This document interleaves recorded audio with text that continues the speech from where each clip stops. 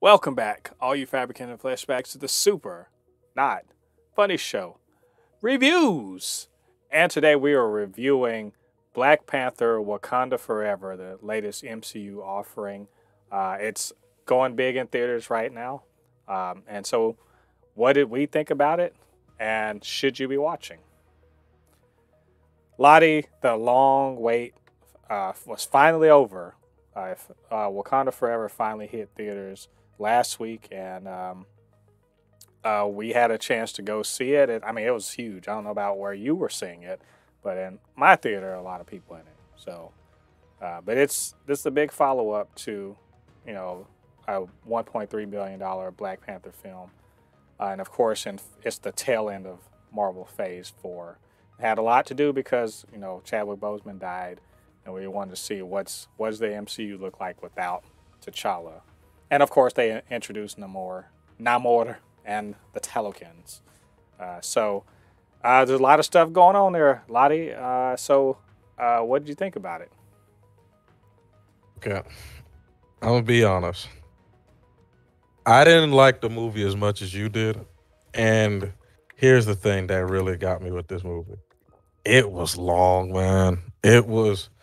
I feel like there were parts of the movie they could have cut out, like some of the exposition, especially when she was captured. I was just like, hey, you guys could have cut this a little bit shorter. And then I'll also have to say, and this is what me and you talked about.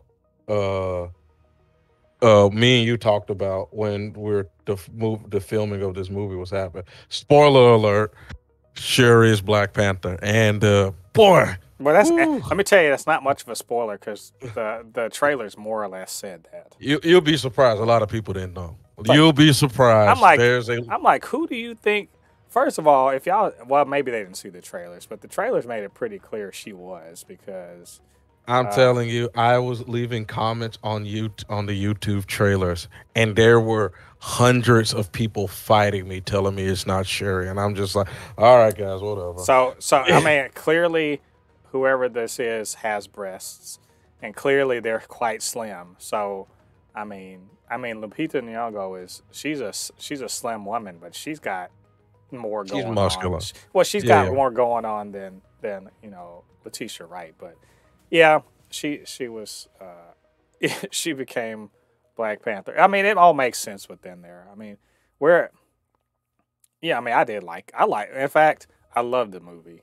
But you know, I don't want to butt in on your time talking. So, oh, I was just saying, man, she looks so skinny. She looked so skinny in the suit, and I was just like, man, I really wish she would have just put on at least 10 pounds, because boy, it kind of in the final she's very scene, slight, but that's the beauty of the story. Explains exactly how she can still kick ass despite being a very slight person. Oh yeah, of course. I mean, the fruit pretty much gives you Captain America powers. Yeah, you know what I mean. It pretty much puts you on the strength level of Captain America. You know, possibly stronger. I think probably a bit stronger actually. But yeah, I'll say I don't think so, because Black Panther and him were pretty much even when it came blow by blow, when it came to strength. So I'll say it's on par. I'd say that fight is not a good indicator of strength, because neither of them are fighting to kill. So I think that there's more power to both of them. But I mean, you saw we'll get into that later when we talk about some spoilers. But overall, you thought it was too long. I just felt like it was a little too long. I will say this too. I just hope in the next in the Ironheart thing, please redesign her costume. Oh my God, it looked like a video. Like, it literally looked like a video game, and then the little cornrows on top. I'm just like, who thought this? It was a good idea. I will note something about Marvel Phase 4, CG has been, you know, it has not been top notch, but that is going around the entire industry right now. I don't think this is just a Marvel problem. This is the industry problem. There's too much CG in Yeah, the movies they need right to. now. They kind of like, and this is, not to go on for tangent too much. I remember they were talking about this, that a lot of movies need to start doing.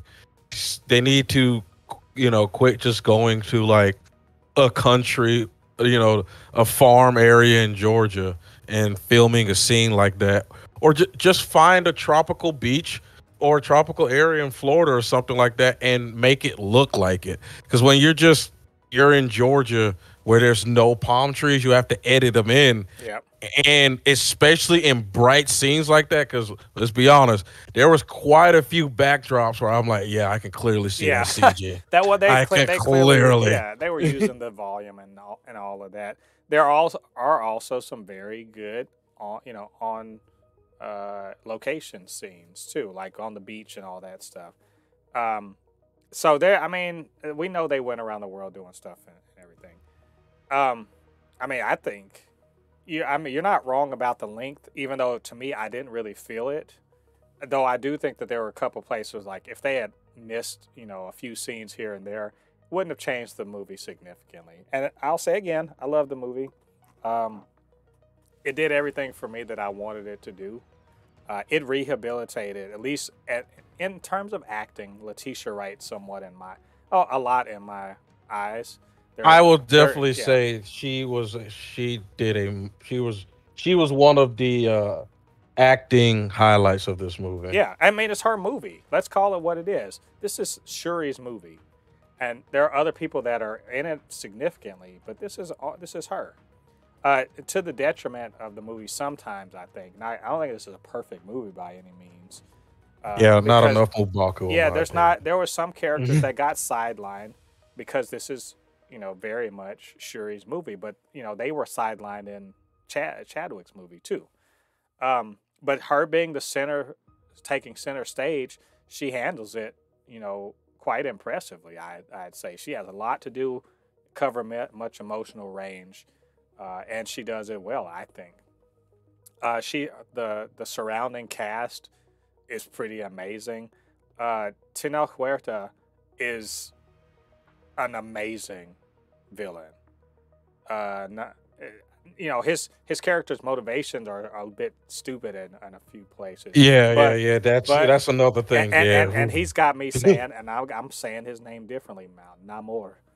I'm going to be saying that from now on. He is an amazing villain. He looks majestic. He looks formidable. He does not look stupid. He looks like he'll ruin your world. And he very much does that. He brings the fight to Wakanda. The Talokans are ridiculously well realized. They are dangerous, and they make Wakanda actually sweat, and that's a thing.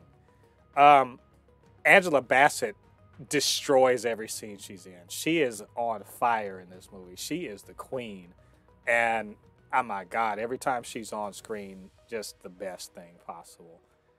Yes, there was a lot of good acting. There was a lot of good acting Yeah, in this movie. that's what I'm saying. Like you get plenty of good moments. Like even the people who are a bit sidelined, like Okoye, even Oh her yeah, that moments, pained me. even her moments are great. Like when she's in there, she's shining. And they do the job of introducing new characters. Introduce Riri Williams, who I had zero idea about and had no preconceived notions about her. And I liked her a lot, and I want to see more. I want to see her show. So, at this movie, look, is it action all the time? No, right? If in some ways is it retreading the first movie, it is, but there's a reason for it. We see Talokan. It's very much like seeing Wakanda for the first time, but it's for a reason. It does, they do. It's Marvel movies, so they do have to do a big Marvel battle at the end, and it's pretty cool battle, and I enjoyed it. But it looks, in some ways, very unreal, and that's fine. And then there's, Everett Ross is sort of thrown in there like he was in the first movie, but it's also to a point. So like just overall. yeah, I can see if you know if you didn't love this movie like I do, I understand because I know the parts you're talking about that maybe took you out of a bit. But this movie wins for if for no other reason, having my eyes leaking, at several points, and having me be excited and having me be, pounding my chest and laughing at M'Baku, and also realizing You M'Baku got some, bald-headed demon. and realizing that M'Baku got some really cool bits. Like even though he was underutilized in my opinion, he still got some really cool stuff in here. And to see that there are real stakes to the movie, things really happen and move things forward. And just overall, I completely enjoyed it. And I might say, just to co-sign with me, Jennifer, she really liked the movie too. I mean, she loved it. So, just overall, I think it was great. Totally worth the time spent to watch it, and absolutely going to go see it a few more times. So, those are non-spoiler. I know it took us 10 minutes to get through non-spoilers, but let's talk some spoilers, man. We'll do this for a few minutes. Let's. Should we go to like the big reveal, like, because it's that ending scene messed me up. I'm not lying. When she goes to the beach and she does the whole thing, and then Nakia brings out little T'Challa. That broke me. That broke me hard. Like I knew who it, because remember we had talked about that he possibly might be in the movie. Yeah. And I still didn't think like, oh yeah, we're totally gonna see him. And then we see little T'Challa, and I was already like sort of holding it in because of that final scene, and that just killed me. So yeah, what'd you think? I don't know. What'd you think about little T'Challa? So, okay. So pretty much they're setting up that maybe they might sideline the Wakandans for a little while, because the way it's going, it looks like Shuri and all of them are gonna they're shutting themselves down from the world, because you think so? I don't know if that's yeah, true. oh yeah, no, they straight up are, because that's what I forgot the mother's name. She pretty much was saying that too. Yeah, Ramonda was pretty much saying that she's not going to do what her son did, and she's pretty much shutting herself down. I'm not We sure. are not I'm not sure. trading. I'm not sure if that's what she was just saying. Hey, if you guys keep fucking around, you're gonna find out, like the French did. Which, by the way, I love that whole bit of just being like, bitch, here your little dogs, have them back. But here's the thing: they haven't. But the thing is, they haven't traded any vibranium at all. Yeah. Even during the 5-year blip, they like during T'Challa's absence, they shut themselves down. Yeah. Like, I think the only it's person, not that they shut themselves down. The whole thing is that they still do the outreach and everything. That's been happening because they're talking about outreach centers being attacked or whatever.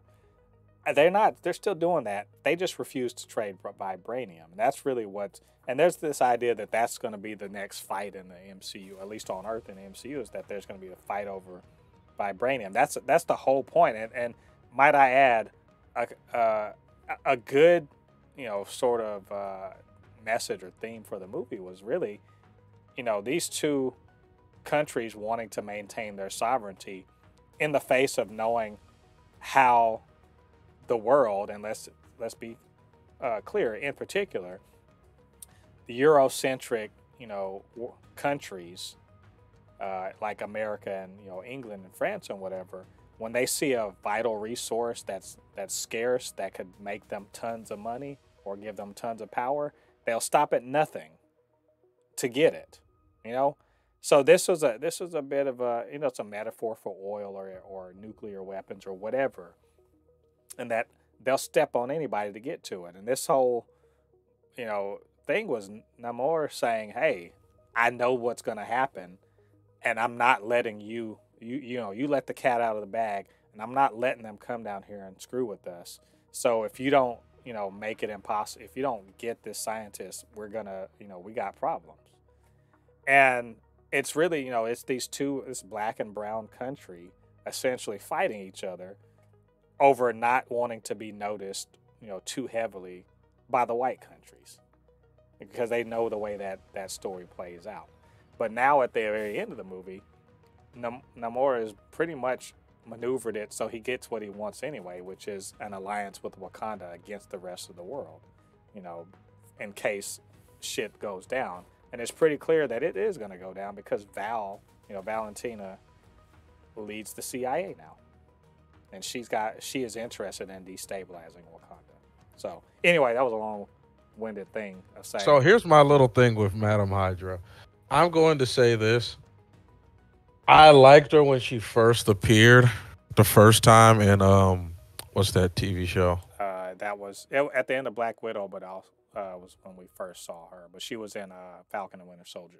Yeah, now I'm just like, woman, like I'm getting like get to you. Like I'm like, all right now. I'm getting sick and tired of seeing you in your hands and everything. Come on now. The role she's playing is in part she's doing a double role. She's doing the Maria Hill from in the comics during Secret Invasion, where she was sort of an antagonist, but also she's doing the Dark Reign bit, where also Norman Osborn was sort of the bad guy running the good guys, or the quote good guys. That's what the Thunderbolts are going to be, I think. But it's probably going to be about vibranium, and now you have this alliance between these two countries, which was, it's a scary alliance, but also they are instead of fight. I liked it better that they don't fight each other because they have common cause. Also, I sort of read something about at the end of the movie. It looks like M'Baku's probably going to be king of Wakanda. That's because remember he challenged. He's like, I'm ready for Challenge Day, and she wasn't there for it. So this is going to be interesting to see M'Baku as running Wakanda. So Shuri's just going to be Black Panther and that's it? Yeah, because I think the thing is, honestly, I think that maybe Winston Duke doesn't really know what he's talking about. He was just sort of saying that. But if whoever wins that Challenge Day gets to drink the heart-shaped, the elixir of the heart-shaped herb, they become the Black Panther. So it's very well that he could be the Black Panther and she could be queen of the country, or the reverse could happen because they're both, equal. They both have equal claims. So are they going to say they're going to get married to each other? No, that's not it. He's more of an uncle, Because here's the thing: there's nobody in Wakanda that's going to beat him in a fight. Just. Yeah, true. I mean, that's the thing is But the thing is, I think if she had wanted the throne, he would have stepped aside and let her have it. Because I think she proved that she could be a wartime leader. She did come up with a pretty great plan to, get Namor to a point where she could actually fight him and not die. She got him at her mercy, and it all made sense. That's one thing I want to say about this movie. There's some kind of stupid like logic to like Namor's plan. Like his he wants to put the toothpaste back in the tube. It's kind of dumb. But that's his best plan, I guess. But a lot of the rest of it makes a lot of sense. A lot of what's going on here makes a bunch of sense. Shuri, voluntarily giving herself up so that they don't kill Riri. All of that shit made sense. She wanted to get to know who the hell are these Talokans, and what are they like? What are they about? What can we do? She's gathering information, and it made sense. The little fight at the end didn't make sense to me, but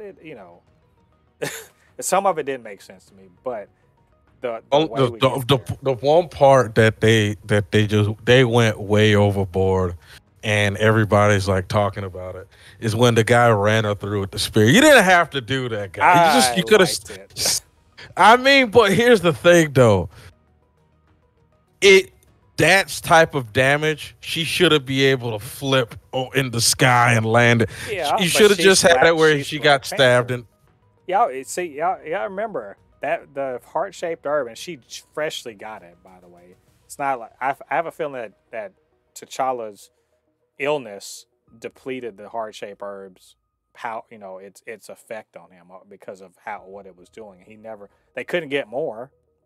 He couldn't get more heart-shaped herb because it was all burned, and for some stupid ass reason, they didn't have the genetic profile of the thing that they could reconstitute it. They did, but there's very specific, situations. Whatever. I'm There's just some surprised there's nobody who has like seeds of it yeah, somewhere yeah, or like a exactly. secret store of But it. let's also remember that it also needs to be, if you're going to grow it, it has to be grown in the soil around the mound.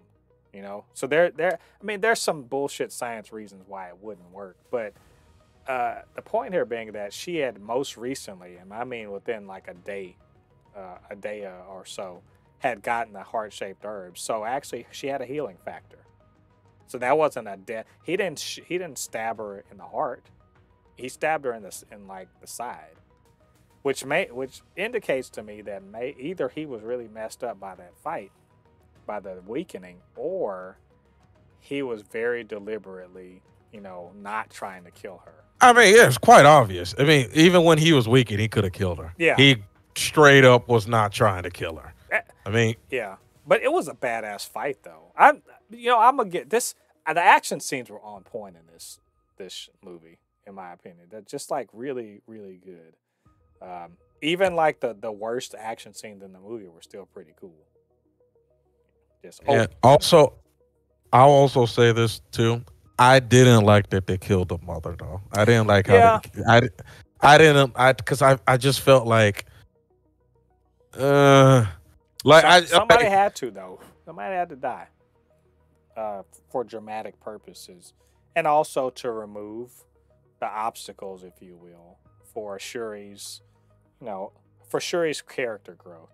Her mother being essentially a safety net was a problem. Not narratively. I'm not talking about it for real. I didn't want the queen to die because she's such a great character, but also I think that her not being there anymore now it's time for Shuri to step up, and that's just narratively speaking, that's a pretty common thing. I didn't like that. As much as powerful as Cena was, I didn't like that she fired Okoye, even though she was not wrong about it. I think a lot of people saw that scene and were like, "How could you?" And I'm like, think about what the fuck happened, and you might see it a bit. But here's the thing, though. That I didn't like it. You're the queen. You could have said no. She can't come with you. You're just as much as to blame as Okoye. And if you were, you could have had someone else tag along as well, or you could have had surveillance on. I was just like, of all the people, because even one of the people in the movie on the council even said it. I mean, of all the people, but then she said the same thing. You did, you did join sides with what's his name? But hey, it is true. He was rightfully king. So yeah, no, I mean, look, I'm saying that in that, was she totally motivated only by disappointment and Okoye's failure? No, some of it was left over from other things. That being said, that was a monumental failure, and a failure of that magnitude is cause for resignation on the part of whoever did that. I mean, literally, the princess of the kingdom was kidnapped. The princess and the target of their extraction both were kidnapped and possibly got dead. And in light of the fact that Ramonda has literally lost her son and her husband already, and you're supposed to be the general, you're supposed to be the top agent, you were literally there, had no backup, had no other door, it's just you three. and you know you were stuck fighting all these superpowered things. You have a damn about your reasoning why you fail. Good, they can get up from stuff that you know might otherwise kill somebody. That's good for you. Where are your backup? You know what I'm saying? Ramonda wasn't wrong. She wasn't completely right, but she wasn't wrong about it. And people have been executed for less. So, not in Wakanda, obviously. So I thought it was a really great scene that I didn't totally agree with Ramonda, but I didn't think she was completely wrong either. There's like, what do you think about Shuri? Oh, we didn't talk about it. Michael B. Jordan, motherfucking Killmonger, rolling up in the spirit realm. And I was were you surprised? I was completely surprised by that. Like, I didn't even think to myself that was going to happen. I actually saw it coming. Because that's cool. The reason why I saw it coming, because I'm like, it's not going to be Chadwick Boseman. What I mean is, like, before the movie came out, would you have said, oh, Michael B. Jordan's going to be, Killmonger's coming back? Well, he signed a contract to come back. Well, when? I don't remember that. No, I saw it. He signed a contract all the way back in, I think, during the pandemic. He signed a contract. Oh, okay. Because even in the original script, what's his name was going to see Killmonger. Michael B. Jordan's Killmonger was going to be haunting T'Challa. So he was already on contract. So I said, oh, he'll just come and haunt her this time. Yeah. But instead of like it being a main part of the movie, he'll just haunt her a few times. Right. Well, I was just happy that I had something that I didn't know. And I was like, oh, shit. Because as soon as I saw her go through the spirit realm, I was like, oh, shit. That's not T'Challa, and that's not her mom. Oh, well, her mom wouldn't have been it because she hadn't taken a heart-shaped herb. But seeing him show up, I was like, that was dope. Like, that was good-ass writing all the way around. And I do love that she saw her mom at the end before she decided not to cut off, Namor's head. So, there's a bunch of cool stuff in this movie. Like I said, I loved it. And I think it's totally worth, a rewatch several times. And, possibly, it definitely ends Phase 4 on a high note, I think. So, anyway, I think that's all we got to say about this, right? Yeah. All right. Well, those are our thoughts on this movie. What did you guys think about it? What did you think about what we had to say? Get down to the comment section, leave your thoughts, and of course, you can always hit us up, supernotfunnyshow@gmail.com or at supernotfunnys1 on Twitter. All right, all you Fabricans and Fleshbags, thanks for joining us. Come back to the channel. We got more reviews and podcasts.